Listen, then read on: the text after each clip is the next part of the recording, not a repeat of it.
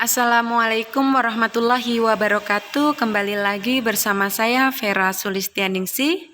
Pada kesempatan kali ini saya akan membahas pelajaran PPKN kelas 7 semester 2 bab 6 yang berjudul Daerah dalam Kerangka Negara Kesatuan Republik Indonesia. Pada pertemuan pertama ini saya akan membahas tentang 1. Perjuangan menuju Negara Kesatuan Republik Indonesia. 2. Pengertian daerah dalam rangka Negara Kesatuan Republik Indonesia. Silakan kalian buka buku paket PPKN halaman 138 sampai 151. Sudah kalian ketahui bahwa sebelum Indonesia merdeka, bangsa kita, bangsa Indonesia pernah mengalami penjajahan. Di antaranya penjajahan dari bangsa Portugis, Belanda, dan Jepang. Kemerdekaan yang telah kita rasakan saat ini adalah hasil dari perjuangan para pendiri negara dari berbagai daerah yang bekerja sama dalam mewujudkan kemerdekaan. Kita bisa lihat gambar 6.2. Pada gambar ini menunjukkan salah satu perjuangan rakyat Surabaya dalam mempertahankan kemerdekaan pada tanggal 10 November 1945. Adapun perjuangan lainnya yang dipimpin oleh kaum ulama dan kaum bangsawan seperti perlawanan rakyat Maluku, perlawanan rakyat Sulawesi, perlawanan rakyat Kalimantan, perlawanan rakyat Aceh, perlawanan rakyat Bali, dan daerah-daerah lainnya. Kemudian, perjuangan tersebut sampai kepada puncak perjuangan, yaitu dengan dibacakannya proklamasi kemerdekaan oleh Insinyur Soekarno. Lahirnya Negara Kesatuan Republik Indonesia semakin kuat setelah Jepang menyerah tanpa syarat kepada sekutu. Peristiwa tersebut membuat para pemuda bergerak mendesak golongan tua untuk memproklamasikan kemerdekaan Indonesia. Lahirlah peristiwa Rengas Dengklok. Pada tanggal 16 Agustus 1945, di Rumah Laksamana Muda Maida menyusun naskah proklamasi kemerdekaan Republik Indonesia. Pada tanggal 17 Agustus 1945, hari Jumat pukul 10 waktu Indonesia Barat, di depan rumah Insinyur Soekarno, Jalan Pegangsaan Timur nomor 56, Jakarta, Insinyur Soekarno dengan didampingi Dr. Andes Muhammad Hatta membacakan teks proklamasi dengan disaksikan lebih kurang 1.000 orang. Setelah teks proklamasi dibacakan, dikibarkanlah sangsaka merah putih oleh Suhud dan Latif Hendra Diningrat, dan secara spontan peserta menyanyikan lagu Indonesia Raya, sehingga sampai sekarang setiap pengibaran bendera dalam upacara bendera selalu diiringi dengan lagu kebangsaan Indonesia, yaitu Indonesia Raya. Berita proklamasi menyebar dengan cepat ke seluruh Indonesia, bahkan sampai ke luar negeri. Berita kemerdekaan Indonesia disebarkan para pemuda dengan selebaran kertas ataupun tulisan tangan di berbagai tempat. Rakyat melakukan doa syukur atas kemerdekaan bangsa Indonesia.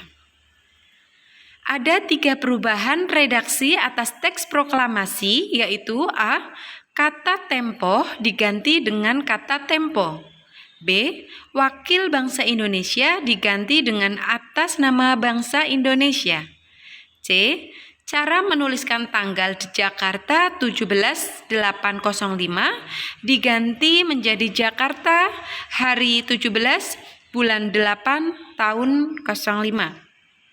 Setelah dirubah, Soekarno meminta Sayuti Melik untuk mengetik naskah tersebut.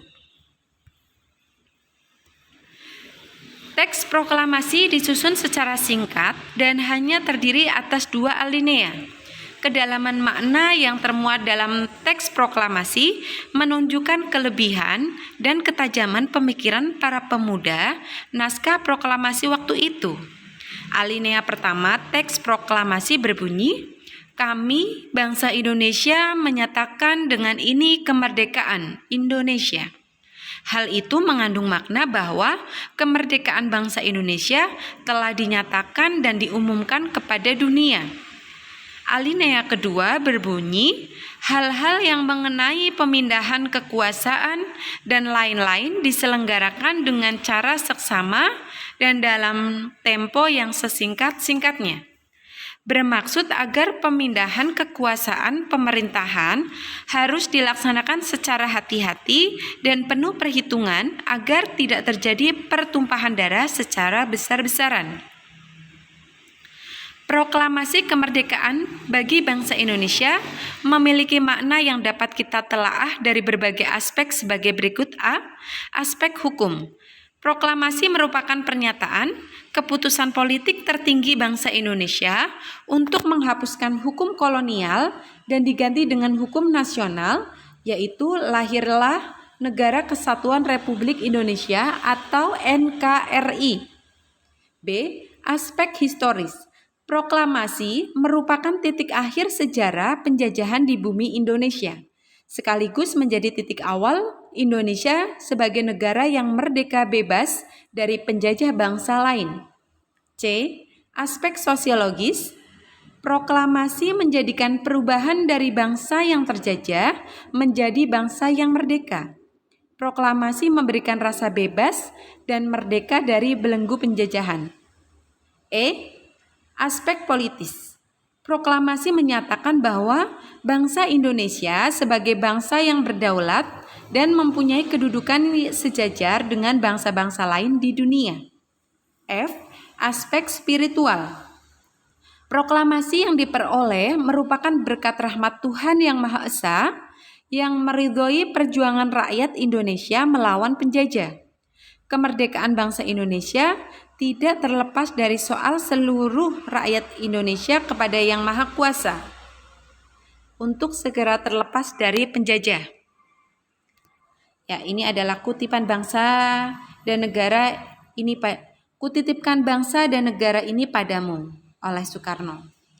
Insinyur Soekarno berpesan, kutitipkan bangsa dan negara ini padamu.